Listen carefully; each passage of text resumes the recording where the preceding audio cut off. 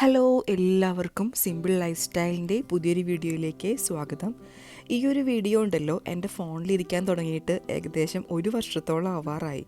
കഴിഞ്ഞ വർഷം സമ്മറിലെ പിള്ളേരുടെ സ്കൂളിലുണ്ടായിരുന്ന ഒരു സമ്മർ ഫെസ്റ്റിൻ്റെ വീഡിയോ ആണ് കേട്ടോ ഇത്. ഞാൻ കഴിഞ്ഞ ദിവസം ഫോണിൽ കുറേ ക്ലീനപ്പൊക്കെ ചെയ്തപ്പോഴാണ് ഈ വീഡിയോസൊക്കെ കണ്ടത്.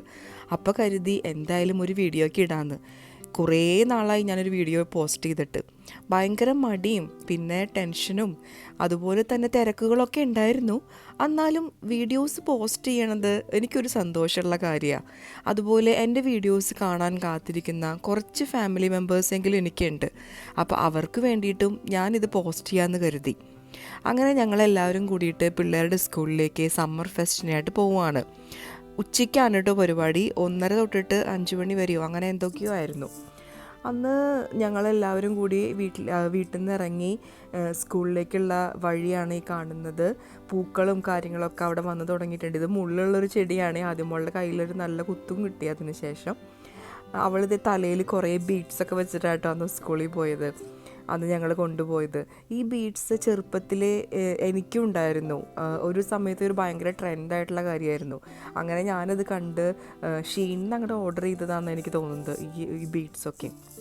പക്ഷേ ഭയങ്കര നന്നായിട്ടൊന്നും ഡെക്കറേറ്റ് ചെയ്യാൻ പറ്റിയില്ല. അങ്ങനെ നമ്മളവിടെ സമ്മർ ഫെസ്റ്റിന് കയറി. ഓരോരുത്തർക്കും റെഡ് റിബൺ കിട്ടും കേട്ടോ. നമ്മൾ ടിക്കറ്റ് എടുത്തിട്ട് വേണം കയറാനായിട്ട്. ടിക്കറ്റ് കിട്ടിയവർക്ക് മാത്രമേ ഈ റെഡ് റിബൺ കിട്ടുകയുള്ളൂ. അങ്ങനെ നമ്മൾ അത് കെട്ടിയിട്ടാണ് എല്ലാവരും അതിൻ്റെ ഉള്ളിലേക്ക് പോവുക. ഇവരുടെ ഓരോ ക്ലാസ് മുറികളാണ് കേട്ടോ ഈ സമ്മർ ഫെസ്റ്റിന് വേണ്ടിയിട്ട് റെഡിയാക്കിയിരിക്കുന്നത്. ഓരോ ക്ലാസ് റൂമുകളിലും ഓരോരോ ആക്ടിവിറ്റീസ് ഉണ്ടായിരിക്കും. ചില ആക്ടിവിറ്റീസിന് നമ്മൾ പൈസ കൊടുക്കണം. അത് £1, £2 അങ്ങനെയൊക്കെ ആയിരിക്കും. ഫേസ് പെയിൻറ്റിങ്, അതുപോലെ ഡെക്കറേഷൻസ്, ടാറ്റൂസ്, കൈയിൻ്റെ അടിയിൽ ടാറ്റു ചെയ്യുക, അതുപോലെ മുഖത്ത് ടാറ്റു ചെയ്യുക, അങ്ങനെയുള്ള കാര്യങ്ങൾ അതൊക്കെയാണ് കേട്ടോ മെയിനായിട്ടുണ്ടായിരിക്കുക. പിന്നെ കുറേ ഫുഡ് ഐറ്റംസ് അവൈലബിൾ ആയിരിക്കും. പോപ്കോൺസ്, കാൻറ്റീസ്, അങ്ങനെ കോട്ടൺ കാൻറ്റി, അതങ്ങനത്തെ കാര്യങ്ങളൊക്കെ ഉണ്ടായിരിക്കും.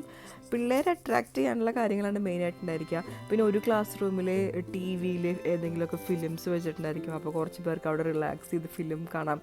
ഓരോ ക്ലാസ്സിനെയും അവർ ഓരോ പേര് കൊടുത്ത് ഡിവൈഡ് ചെയ്തിട്ടുണ്ടായിരിക്കും. ഇന്ന ആക്ടിവിറ്റി ആയിരിക്കും അതിലുണ്ടായിരിക്കുകയാണ്. പിന്നെ ഒരു ഫോട്ടോ ബൂത്ത് ഉണ്ടായിരിക്കും. നമുക്കതിനകത്ത് ഫോട്ടോസ് എടുക്കാം.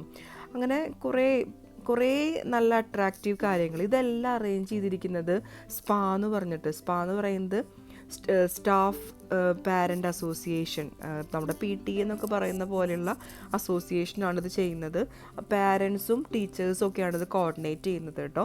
ഇതിലേക്ക് വേണ്ടിയിട്ടുള്ള ഫുഡ് ഐറ്റംസ് ഒക്കെ മിക്കവാറും നമ്മൾ കുട്ടികൾ തന്നെ ഡൊണേറ്റ് ചെയ്തിരിക്കുന്നതായിരിക്കും. കേക്ക്സ്, കപ്പ് കേക്ക്സ്, അങ്ങനത്തെ സാധനങ്ങളൊക്കെ.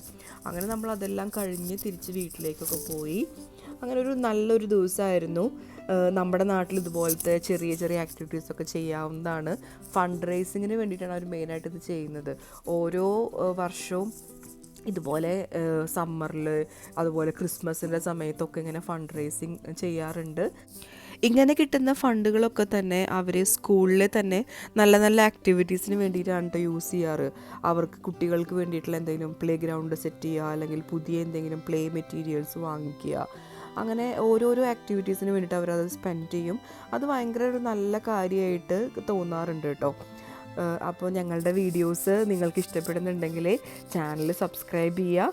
വീണ്ടും അടുത്ത വീഡിയോയിൽ കാണാം. ബൈ.